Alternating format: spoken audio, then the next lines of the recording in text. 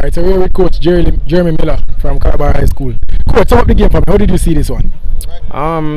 Well, a game of two halves. I think we were poor in the first half, but the second half, we spoke to them at half time, and we saw a change in the second half. And I think we took over things.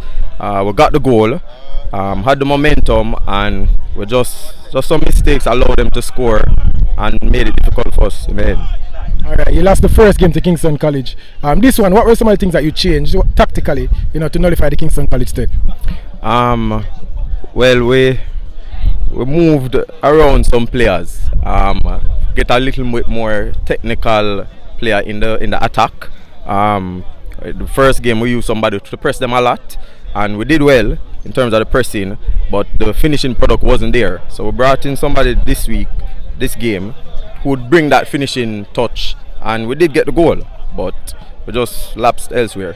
Coach, after you got that goal, it seemed as if Calabar was backing off, okay with the one goal, thought that you guys could have held it out.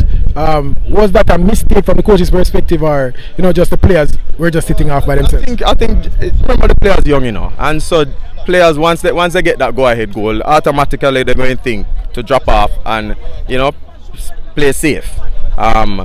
We tried to get them to step up, but I mean the youthfulness.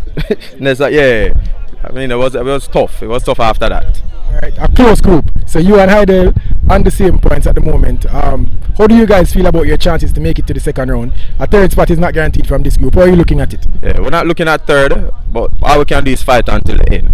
We have 3 more games, so we'll just give it our best go, and whatever happens, happens. Alright, coach. Good game.